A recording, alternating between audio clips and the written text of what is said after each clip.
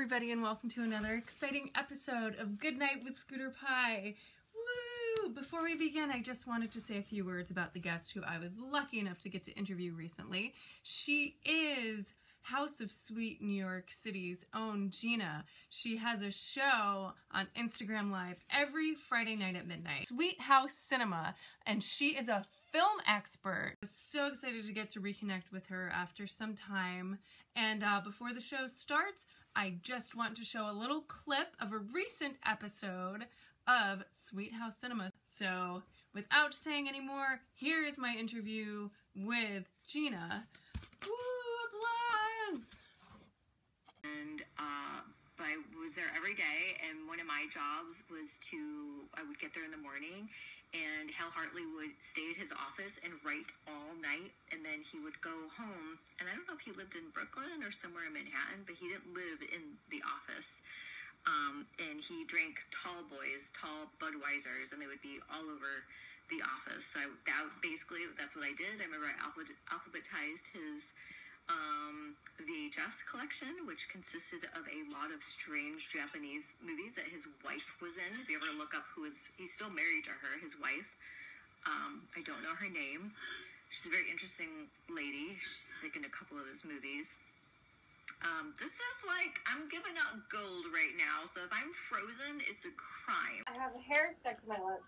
I am wearing my Trash and Vaudeville jacket in honor of Cindy Webb, who we found out passed away yesterday. So the internet has been awash in memories of him today, and I have my I Need More tote bag nearby. So we have known each other now for about a lot of years. Yeah.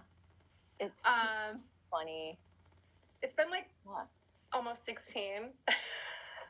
Yeah, I think so. Yeah. And we were just saying that neither of us looks a day over 24 still. It's amazing. You haven't aged a bit. You haven't aged. I feel like the last 5 months, I feel like I started to age. It's really bizarre what happened. I mean, I don't think so. And also it was just really comforting that just now we were chatting and catching up while you were putting on your makeup, and it was just memories of having our weekly show back in the day.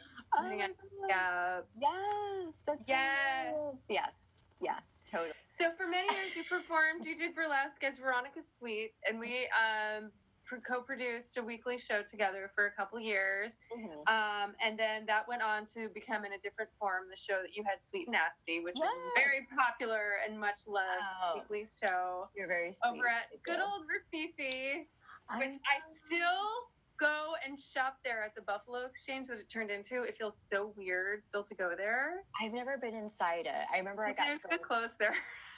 But it's weird because the back is now the dressing rooms. And where the bar used to be is the registers. Oh my God. I've only been outside. It's funny. I took my son outside of it, and I took pictures of him in front of the sidewalk that said Starshine.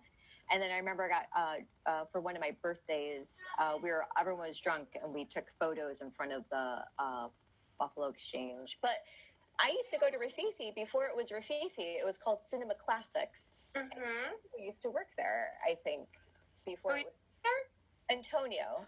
Oh! Yeah, I'm pretty sure. Antonio, yeah. And they had a video store in the back. Mm-hmm. So you'd go and this is before they had a liquor license. You would walk in, and they literally had an old-fashioned popcorn machine. And you just walk in, you'd buy a ticket for $2, and you would just sit in fold-out seats and watch a movie be projected. And that's when it was Cinema Classic. You know a lot. You're a big cinephile. You worked in the cool art house movie theaters, and you had a company called Prom Queen Films. Did you go? Yes, that was your email address, I remember. Oh, and did you go to film school? Okay, so I went to community college for visual arts and mostly photography, because that's what I love to do. And then what happened was in Rochester, New York, I ended up hanging out at RIT, Rochester Institute of Technology, which at that time in the 90s I don't want to say they had just started a film program, but it was super small and they needed actors. So I answered an ad to be an actor for student films.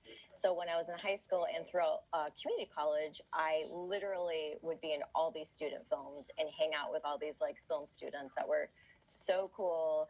And I learned about movies from them. And I was working in like video stores and movie theaters. And I mostly learned a lot of stuff by just being in student films. So that's where I think I always loved movies before that, but I was always in like theater and I wrote stuff. And I think I made a couple of like, videos like when I was younger. Oh, I did lots of public access when I was like a kid. When you were like a teenager, you had like public access shows? Yeah, tell me about them. I remember I was in high school and my friend Dan that lived down the street from me had his own public access TV show. So we would film in his parents' basement and it was just like a big old VHS camera and he would shoot. And then sometimes we would go to the studio. And then I was like, oh, well, I need an internship. So I interned at a public access station in Webster, New York, which is like a suburb of Rochester. So I did that for a while too. All these memories are coming back. So I would do the camera, I would answer the phones if they had like a live TV show.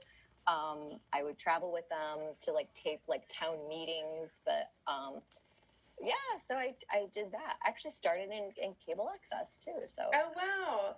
So it feels kind of like things are coming full circle because now you have kind of your own modern day like internet public access show known as Sweet House Cinema, which airs on Friday nights at midnight on Instagram Live. Can you tell us about that?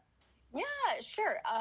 So Sweet House Cinema started as a show that initially I wanted to hang out with someone from New York City in New York City that was an artist and hang out with them, whether it was in their home, and talk about movies and exchange crazy New York stories. But now I just feel, well, now we're quarantined, so I had to change the show. But I always wanted to tell stories about working at movie theaters because I have all these great stories. And a lot of my friends that I'm still friends with are people I met many years ago working at movie theaters in New York City. Or I have a friend from working in a movie theater in Rochester that I met literally in like 1996, and I still talk to him. And so I was like, why don't I just do that? Like, why don't I just talk about movies and somehow, So I don't know. So it might become a podcast. It might become a show. I don't know. It's always ever changing. And then the other one, that House is Sweet, is literally like my cable network that I always wanted to do. I was like, I always wanted to have my own public access like cable show.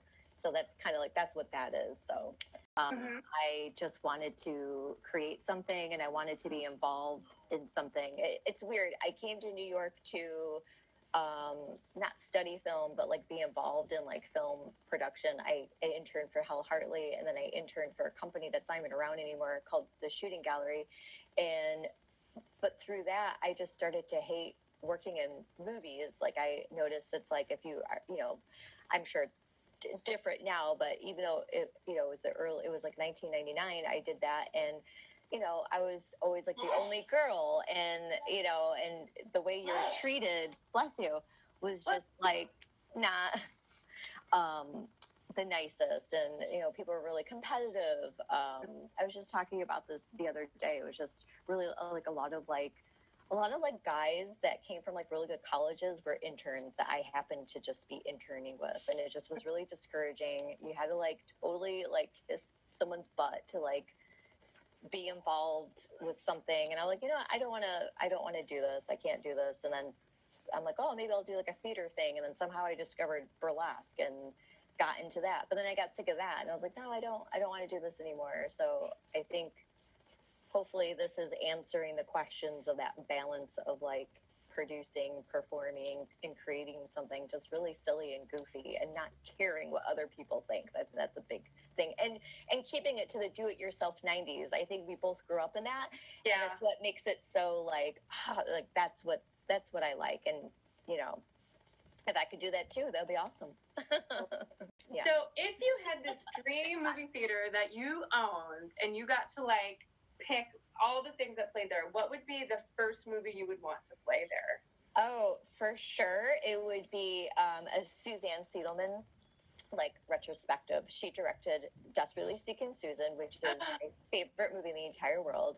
I love her as a director. I love that movie. I cannot promote that movie enough. If anyone watches this, and I'm sure you could relate to it too when you watch it. Have you seen me?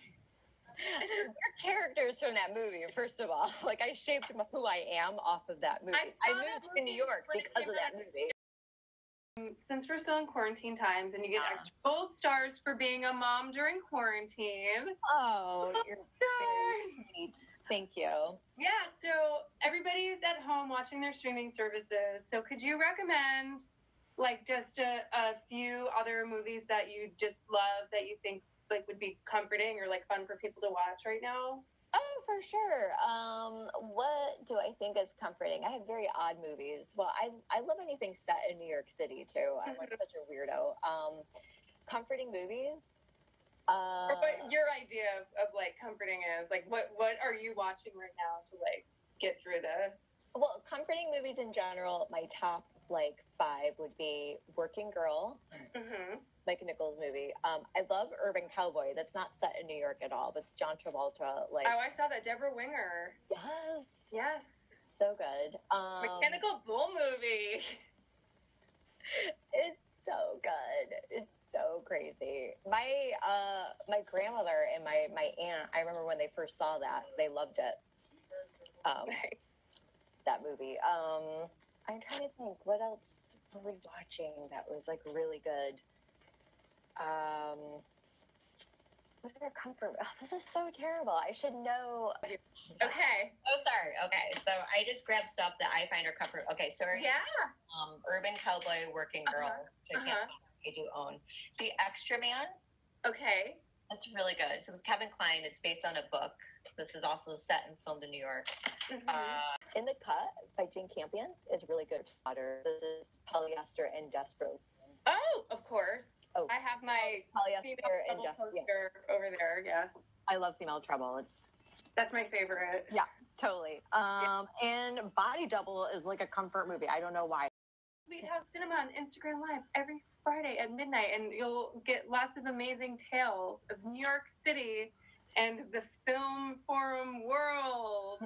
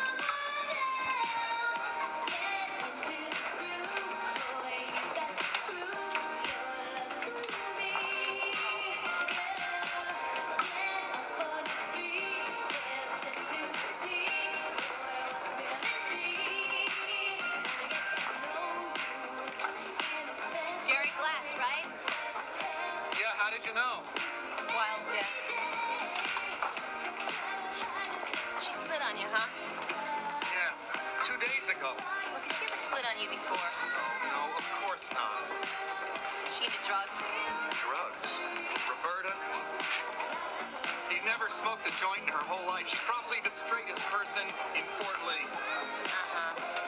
What are you driving at? You want something to drink? No, thanks. I'm on this health program, you know. No alcohol, no sugar. You want to dance? Dance.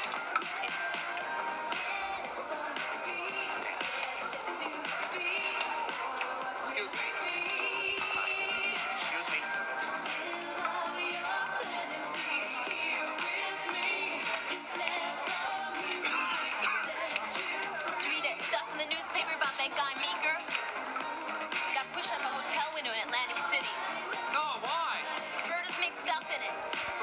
That's impossible!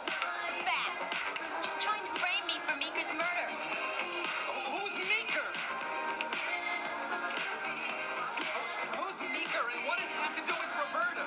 Ex-partner and Roberta were in on it together. I think you're mistaken.